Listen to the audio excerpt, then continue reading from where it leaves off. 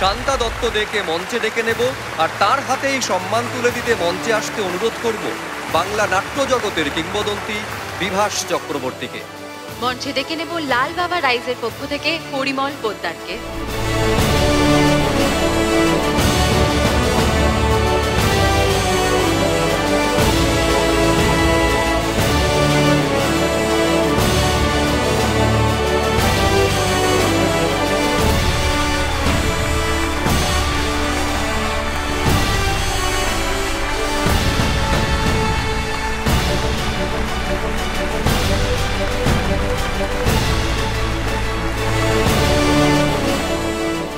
সমাজের বিভিন্ন ক্ষেত্রে যারা অনন্য নজির রেখেছেন তারাই হন সেরা বাঙালি, এবিপি আনন্দের সেরা বাঙালি।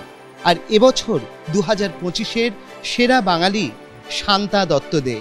আপনার থেকে জানতে চাইবো ম্যাডাম, যে এখানে এই যে সেরা বাঙালিতে আপনি এলেন, সেরা বাঙালি হলেন, কীরকম লাগলো? হ্যাঁ, আমার তো খুবই ভালো লেগেছে। আজকে স্বাভাবিকভাবেই এবিপি আনন্দের সবথেকে বড় কথা হচ্ছে যে বুকের পাটাটা আমি দেখলাম, কারণ আমি দেখিয়েছি বুকের পাটা, আর আমাকে সেরা বাঙালি করে এবিপি আনন্দ বুকের পাটা দেখিয়েছে। এটা কিন্তু ঘটনা। তো যেটা বলবো সেটা হচ্ছে যে এই যে স্বীকৃতি, এই স্বীকৃতিটার মধ্যে দিয়ে যেটা বেশি বড় আনন্দের জায়গা সেটা হচ্ছে যে আমার যারা ছাত্রছাত্রী আছে, ছোটরা আছে, তারা অন্তত একটা জিনিস শিক্ষা তারা পেয়ে গেল কিন্তু এর মধ্যে দিয়ে, সেটা হচ্ছে যে মাথা তুলে চললে পরে, সাহস দেখাতে পারলে, অন্যায়ের প্রতিবাদ করলে স্বীকৃতি কিন্তু সমাজে জোটেই। শিক্ষক হিসেবে তো অনেক সময় ছাত্রছাত্রীদের শাসন করেছেন, তো এই রাজনীতির জগতের যারা রয়েছে তাদেরকে শাসন করতে মাঝে মাঝে তারা যখন ঠিক পথে না থাকে কিরকম লাগে, আর এই সাহসটাই বা পান কোথা থেকে? অ্যাকচুয়ালি আমাকে একদম প্রথম ধরো যখন আমি উপাচার্যের চেয়ারে গিয়ে বসলাম, আমি কিন্তু কারোর মুখাপেক্ষী হয়ে কারোর রাজনৈতিক সোপান বেয়ে কিন্তু ওখানটায় আসিনি। আমাদের চ্যান্সেলর যিনি আছেন উনি একরকম বায়োডেটা দেখে আমাকে এখানে তুলে নিয়ে এসেছিলেন এবং একটা চ্যালেঞ্জ ছুড়ে দিয়েছিলেন যে ঋত গর্ব ফিরিয়ে আনতে পারবো কিনা বিশ্ববিদ্যালয়ের। তাহলে আমি যেহেতু কোনো রাজনৈতিক দলের প্রতিভু নই, না সিপিএম, না তৃণমূল, না বিজেপি, কারোরও নই, সুতরাং আমার মাথাটা কোথাও বিক্রি হয়নি। তাই একজন শিক্ষাবিদ হিসেবে একেবারে সোজা মেরুদণ্ড রেখে আমি চেষ্টা করেছি বিশ্ববিদ্যালয়কে তার স্বায়ত্ত শাসনকে ফিরিয়ে নিয়ে আসার জন্য, এবং সেইভাবে স্বাভাবিকভাবেই আমার সঙ্গে দ্বন্দ্ব লেগে গেল। দ্বন্দ্ব যাদের সাথে লাগলো তাদের কিন্তু আমি যারা বাইরে থেকে এসে দ্বন্দ্ব করছিল তাদের ভেতরে ঢোকাই কিন্তু আমি আলটিমেটলি বন্ধ করে দিতে পেরেছিলাম, আর ভেতরে যারা ছিল তারা কিন্তু আস্তে আস্তে আমার সঙ্গে হাত মিলিয়েই কাজ করেছে।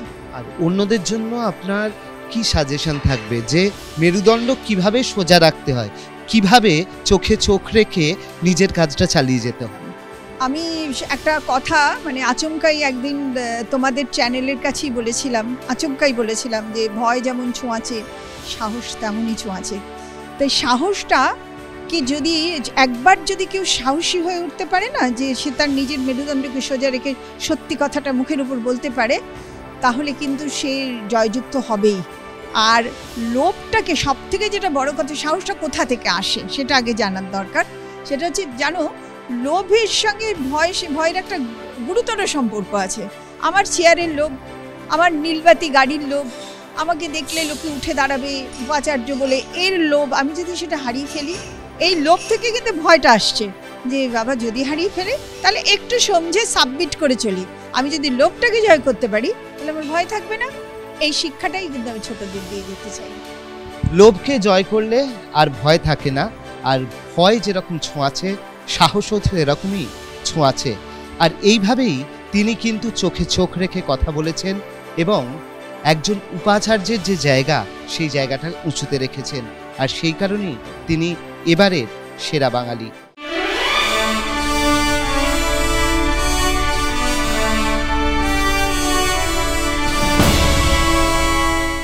এবিপি আনন্দ, এগিয়ে থাকে, এগিয়ে রাখে।